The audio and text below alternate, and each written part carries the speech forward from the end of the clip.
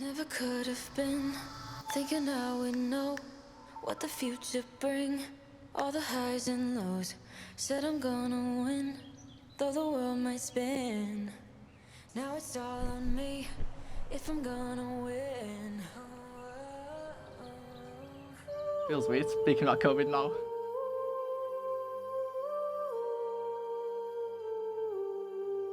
Young people have definitely had to face a fight that no other generation has had to. I mean, none of us have ever lived through something like this. Though we feel we're coming through the pandemic, are we willing to do genuine, authentic questions to actually experience and see how are young people doing?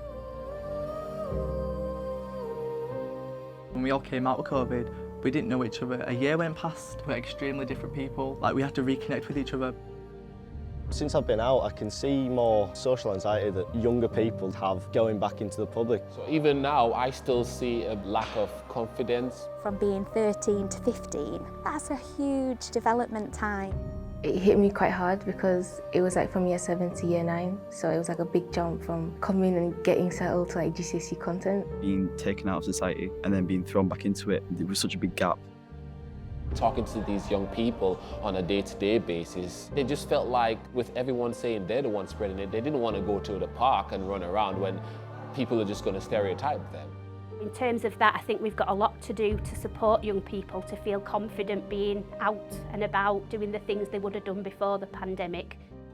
For kids anyways, I feel like we're just overlooked in general. Our intention when we filmed Young in COVID, the silent pandemic, was really to put on record the experiences and underrepresented voices of young people throughout the pandemic and how this global episode impacted their lives. Last film sort of streamed over television, it went to BBC, Channel 4. The Young in COVID film did make me feel as though it wasn't just me that felt a bit off that time. In the job that I do, you sometimes don't realise what it's like for different members of the community, and it really made me think about what next and how do we want to take things forward when we look at COVID recovery.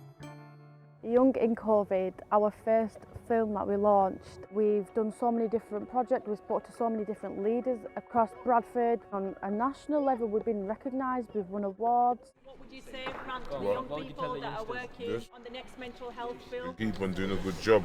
We all need help now and again. Most of us need help. It feels weird that it was actually that long ago. Like, but what we're talking about, 2 years, so much has happened in that period of time. The host rang me up and said BBC wants to interview me. I was just a bit like, where's this come from? It also makes me proud to show people what Bradford community is about. Bradford isn't always recognised for its positive things, and Bradford youth is not recognised, but Young in COVID flipped the switch. This is us fighting our corner. Since I last saw you, about September time, I went off to university and I went to go study professional policing, trying to follow Hussey's footsteps over there. What is actually with Miriam? What's actually still happening with her? So, I think with the long COVID, she sort of struggled. The journey of recovery, let's call it, it's not been easy at all. Before having COVID, my biggest aspiration at the time was to join the police force. It really was, it's what I wanted to do, and unfortunately, after being so poorly and having long COVID, which took about 11 months for me to think to myself, you know what, I feel a bit normal now. I wasn't able to join the police force. I tried. There's a fitness test that you have to do whilst joining the police force. I failed it. My first challenge was trying to walk 5 minutes a day because that's how much I was not able to move. I wasn't able to sit much, I wasn't able to stand up, I wasn't able to shower alone, I had to have my mum help me. I lost a sense of independence. I almost died. I was in hospital, I was away from my family. I'm so grateful to have that all back, but there's so many different challenges that we're facing. And I know there's not just me, there's thousands of young people out there who have been affected just like I have. This sequel is more about the continuation of young people's voices, but also about exploring the ongoing challenges that stem as a consequence of COVID and what young people think are the solutions or best practice in terms of recovery. Let us hear young people speak. I was a one-man soldier really, like I was coming to face this entire big army. Our generation, they're scared to talk about their own feelings because they don't even know what they're feeling. I never thought that a point would come where somebody would have to take their own life due to mental health. My first mate who committed suicide, why didn't he say to people I was upset? Why didn't he open up about his feelings? You go to anyone right now and they'll tell you exactly, look, you can't speak about your feelings, you're a man, chin up.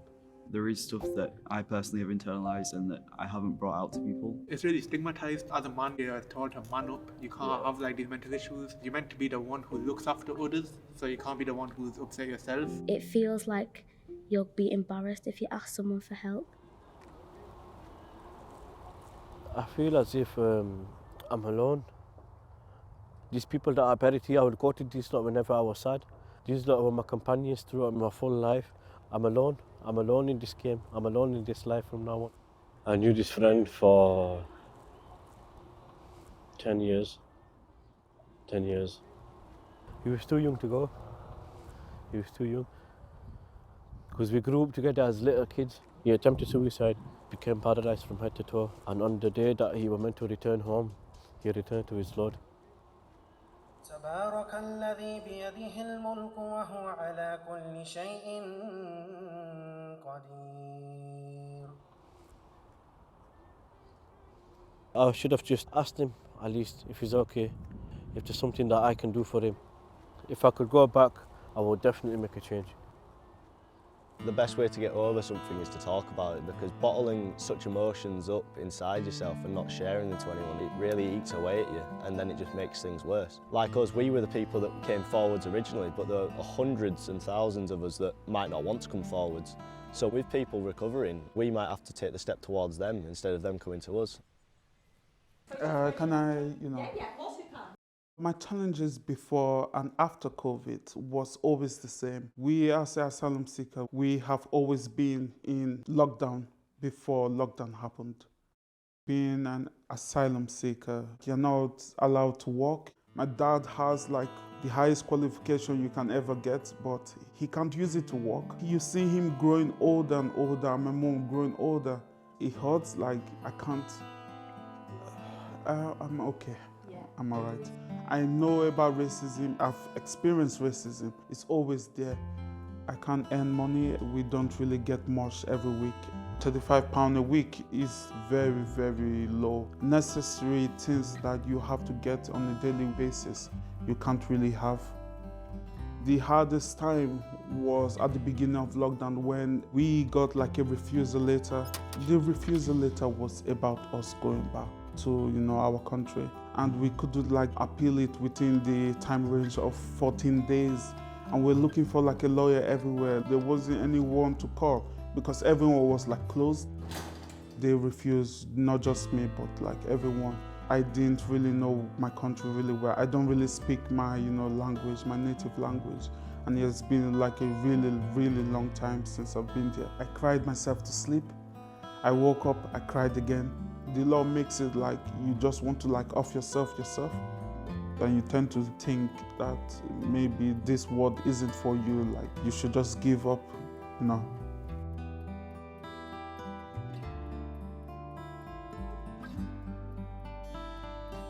Economic pressures on individuals during COVID were huge, and they continue to be.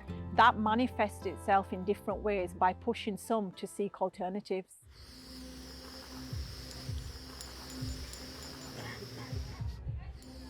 So since 2020, when the pandemic started, we started seeing a lot of like silver canisters on the floor all around the community, next to houses, next to religious places. Nitrous oxide is becoming a massive problem. A lot of people have seen the canisters. The society is like really accepting. We're doing balloons. It's not illegal to have these canisters, and now they're into bigger tanks. This stuff alarms me purely because we don't know the long-term consequences of how that would impact on the people that are using it. And it's absolutely everywhere. People that are going for runs, for walks, for jogs, generally in the area come across this. A lot of people are taking them simply because it's easily accessible, it's cheap compared to other drugs. In Bradford, I have seen that there's been many fatal car crashes within the younger generation. What are they doing? Are they taking balloons before they're driving?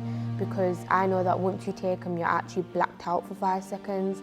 That 5 seconds in driving is a long time. We've been working closely with Khidmat Centres to map out the problem in terms of where is it taking place, but it's always in the increase. It's a national problem now. It's all in like big papers, front page papers. When we were saying that it's causing nerve damage and it's causing problems in people under the age of 18, no one was listening to us.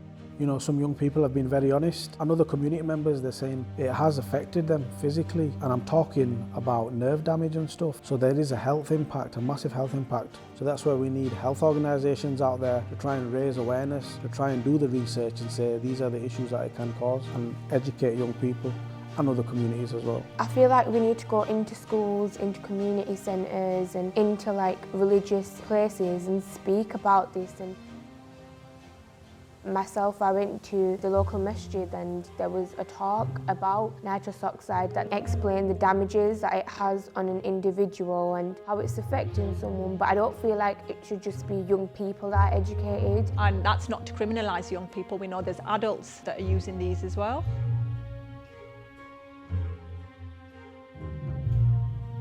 Moving forward, it was about young people driving forward the change within Bradford City. So it was about them sitting with partner organisations, with system leaders and putting on the radar issues that were continuing to affect them, but also looking at what some of those solutions were. What really helped me through COVID was people sort of giving me a chance, giving me opportunities, because I got to meet so many different leaders and civic-minded people that are doing amazing work helping refugees and asylum seekers. I've been in the UK for 5 years now, since 2016. Fresh to the UK, basically from the Caribbean. I had no friends. My youth worker always motivated me and empowered me to kind of, come do this, Cody, come do this, come help out, come interact with young people your age in the session, just keeping my mind focused and clear. During COVID, I had a lot of help from Hillside. They decided to create a youth group just to talk to people, see people in a 1 week basis. It actually helped me, We did cooking stuff, we did games, we did puzzle solving. Just that one Thursday actually made an impact in my thinking. We need a lot more people getting into mental health to support people, because there's a lot of people out there who realise that they do struggle with their mental health, especially because of COVID, trying to get over the isolation that they endured. The first challenge we had was, how do we get to all of the diverse communities across Bradford? The best way to do that is for us to use people that young people are already engaged with, whether that's through school or youth groups or even our young COVID ambassadors. The teachers were kind of monitoring us as usual, and seeing the students needing help, we had a lot of things put in place. Late in my year 7, we all got together and we brought our ideas together around mental health. Bring our mental health back to where it was when we were just little year 6 in primary school, get happy again. We thought of a one-on-one session that can be with teachers, with trained professionals, or with just people from the community, just so that there is that conversation there. It's not always that you're listened to when it comes to adults or people older than you even by a few years. I feel like at our school, we kind of got over that. Responding as we used to isn't enough anymore, so we're finding that we have to partner with other organisations, whether that is Young and COVID or whether that is Born in Bradford or the local NHS, to make sure that we're joining up the services that we offer for our children and their families.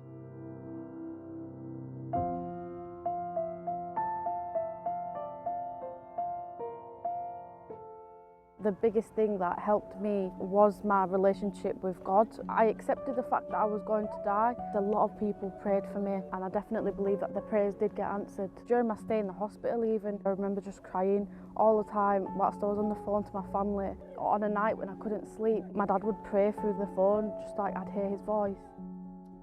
No harm will come to you, no sickness will come near your house. He will put his angels in charge of you to protect you in all your ways. They will carry you in their hands so that you will never hit your foot against a rock. You will step on lions and cobras. You will trample young lions and snakes. Because you love me, I will rescue you. I will protect you because you know my name. I'm very emotional over that. It's so emotional because God's promising us to shield us. So I went to church on Friday, worshipping. The next day, the government shut our worship places down, churches, mosques, everything. The church literally shut its gates. It's God's house. How can they shut the gates? So I'm getting goosebumps talking about this. That was when I hit my lowest personally.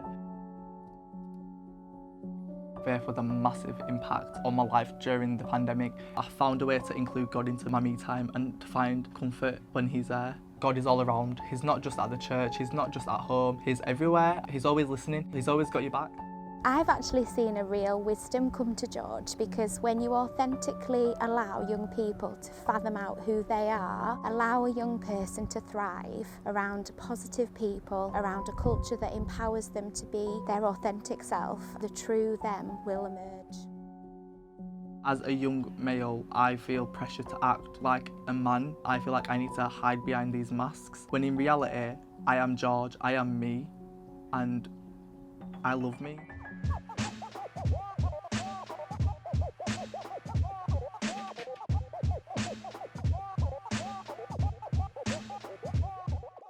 COVID was a difficult period of awakening for young people, and many of them were left abandoned. They had to make sense of what was going on around them, and some of them turned to faith for comfort and resilience. I thank you, my Lord, for another day of life. Waheguru Ji, have mercy on me. Stuff at home, like just on my phone and stuff, and then there's a studio near to me. There's a lot of things that I've picked up from Sikhi that have also helped me in the music, because the gurus themselves, they were poets. I don't know if you remember at the start of January in 2020, the Amazon was on fire, the rainforest, and they say that's the lungs of the planet. And then COVID was obviously, attacking people's lungs and stuff, and then there was all those protests, people saying I can't breathe.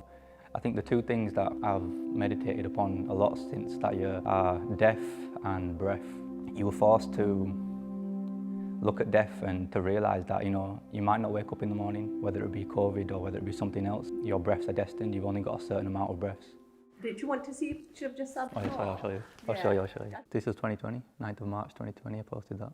Oh, yeah, literally. Can you see how much of a transformation Jassal's had? That's you as well? Yeah, man. Yeah.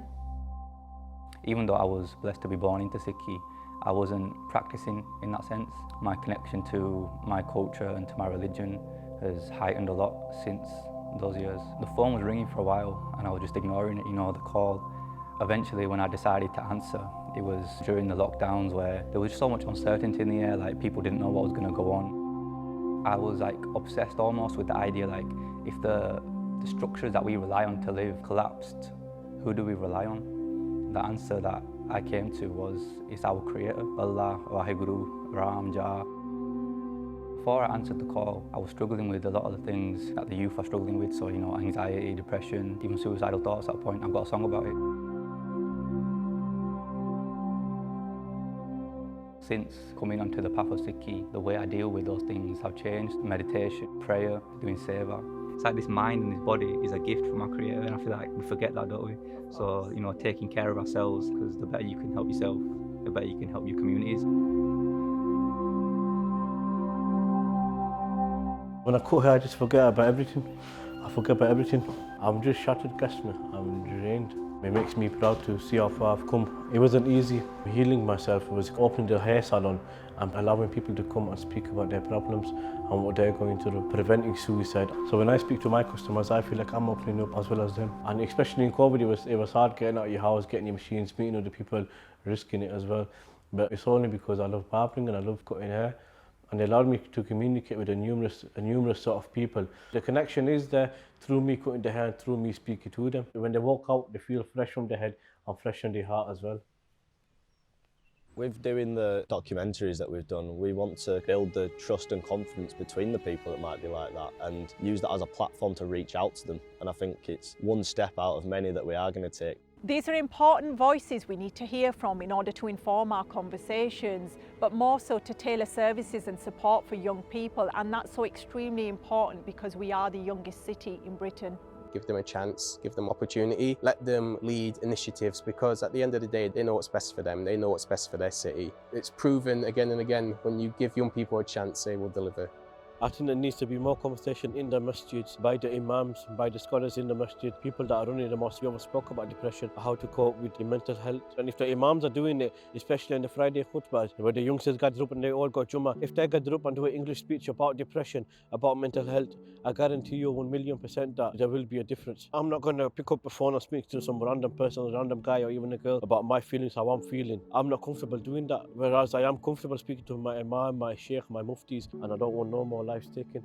There's something in Gurbani, it talks about how pain is like a medicine in a way, it's a teacher. In the Quran it says that Allah only gives the hardest battle to the strongest soldiers. There's not enough community centres, there's not enough public spaces where they can just be without being moved on. A lot of it is just lack of spaces for young people to hang out without having to pay money and things. Even if they're open and you only get 2 people, that's 2 differences you're making. I think we need more programs because a lot of young people are still finding it hard to get back out into the real world. How we work going forward and like giving voice to young people, and in terms of working more closely with other partners in the city, you know, we'll never go back on that. I wanted to join the police force, but my health got in the way. However, I'm still able to contribute as I'm part of the Youth IAG. That is a youth advisory group for West Yorkshire Police. I really enjoy it. I've been a part of it for 5 years and it's a big part of me now, especially because I haven't been able to join. I still have that voice and influence within the police force, and hopefully one day I will join the police force. In Bradford, we're really committed to working with young people to get them to help us get this right, and it's not something that's just for COVID or for COVID recovery. It's about the children's plan that's being written and how we get young people to help shape those priorities. It's about changing how we want to work across the district. It's crazy the amount of deaths that happen weekly, daily. We were hearing this number of people have died, this number of people have died, and to say I could have been one of them. So I am so grateful, so grateful to have a second chance at life.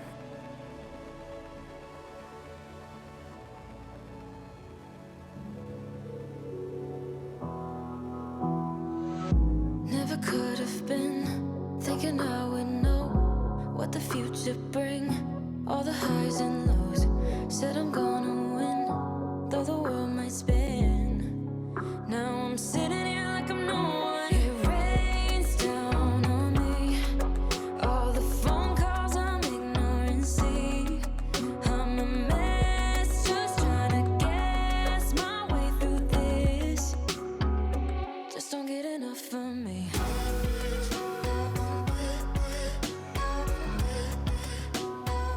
Just don't get enough of me.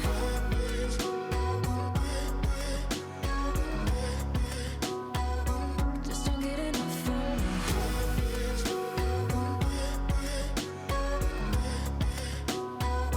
Just don't get enough of me.